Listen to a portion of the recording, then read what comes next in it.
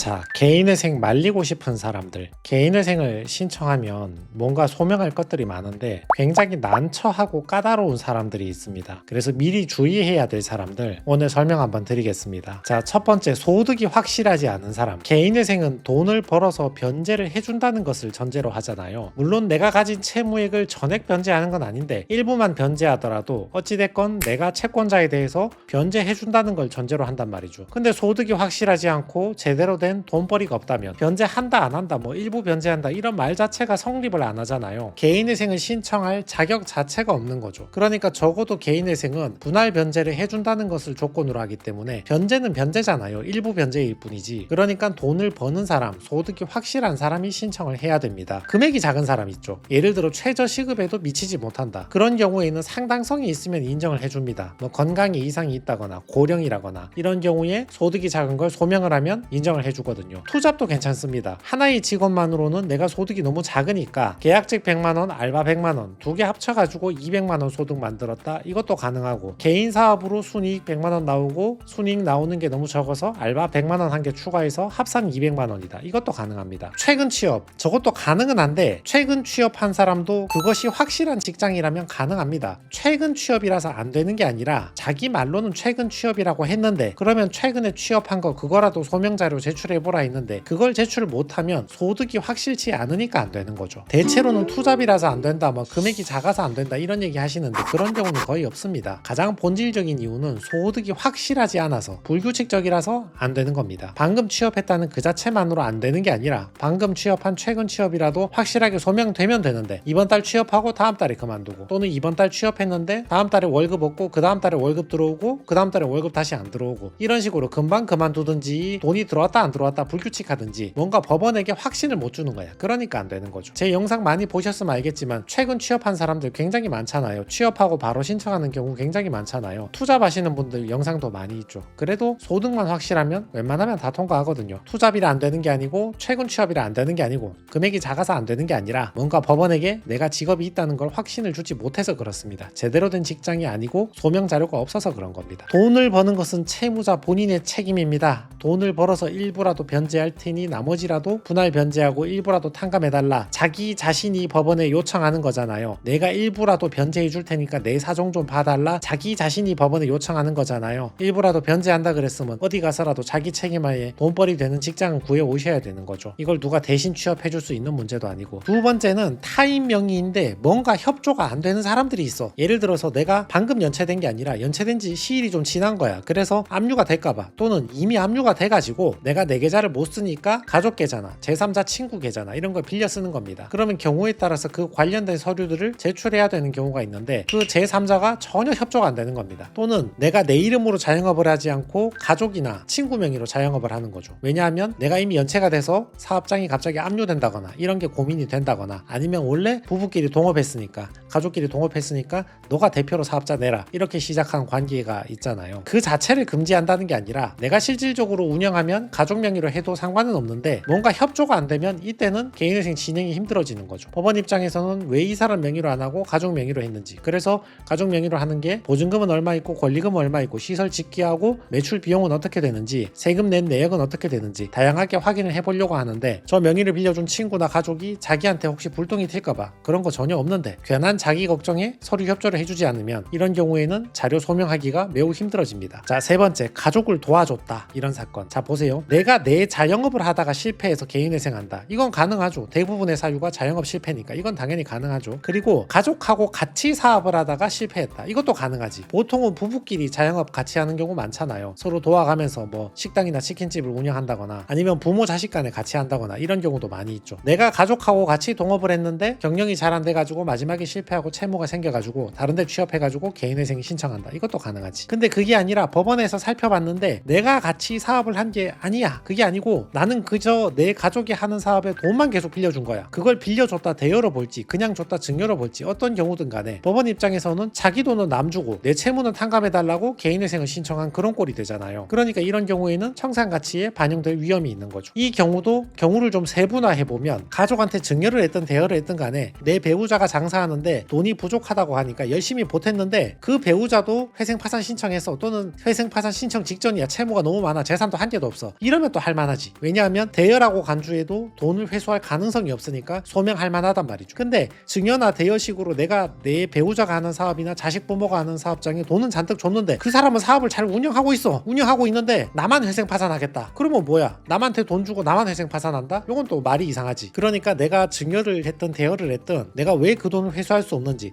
저 사람도 이미 신용 자체가 이미 맛이 가 있고 회생 파산 직전이다. 이런 사정들을 소명을 잘 해주는 게 좋습니다. 네 번째는 재신청. 재신청 자체는 가능합니다. 재신청 자체가 안 된다는 게 아니라 뭔가 재신청인데 상당성이 없는 행위들을 추구한 사람들이 있거든요. 예를 들면 개인회생 개시나 인가결정 받자마자 또 과도한 대출을 계속 땡긴 거야. 그리고 변제 몇 번 하다가 폐지시키고 바로 재신청하는 거지. 그럼 법원에서 물어볼 거 아닙니까? 아니 방금 전에 성실하게 해가지고 내가 채무 변제하겠다 해가지고 개시결정 인가결정 내려줬는데 하자마자 돈 왜 또 빌렸나? 또는 3년 5년 변제를 열심히 해서 변제 완료하고 면책 받자마자 바로 과도한 대출을 받은 거죠. 그리고 5년의 유예기간을 지나자마자 바로 재신청을 한 거죠. 이런 사람들 경우에 그 사유를 찬찬히 살펴보면 굉장히 그런 상당성이 없는 행위를 한 사람들이 있거든요. 돈을 지출했는데 어디 썼는지 소명을 못 한다거나, 또는 도박이나 코인이나 해외 선물 레버리지 이런 거 사치 탕진성 성격이 강한 거, 이런 거에 중독돼 가지고 성실하게 200만원 300만원 받는 일은 도저히 못 해먹겠다, 빨리 한탕 해가지고 다시 복구하겠다, 요 옛날의 손맛을 잊지 못하고 다시 사치 탕진해가지고 채무 크게 생겨가지고 재신청 바로 들어오는 사람들, 이런 사람들 많단 말이죠. 사건이 좀 힘들어질 수 있습니다. 예시 사건을 보시면 이분이 학교에서 오랫동안 일하시다가 정년 퇴직했는데 연금만 가지고 먹고 살기 힘드니까 자영업을 하게 됐습니다. 근데 자영업을 자기 이름으로 한 게 아니고 자녀 이름으로 창업을 한 거죠. 약간 관계가 애매해지게 됐죠. 자, 이분은 실제로 일은 학교에서 시간 강사로 일하시는 겁니다. 채용 계약서가 있고요. 시간 강사로 일하는 거 플러스 공무원으로 퇴직했으니까 연금 받는 거 있잖아요. 그거 두 개를 자기의 주 소득원으로 개인회생을 신청했거든요. 그러니까 법원은 모든 게 다 궁금한 거지. 이게 자녀 명의로 하는 사업인데 내가 막연히 돈을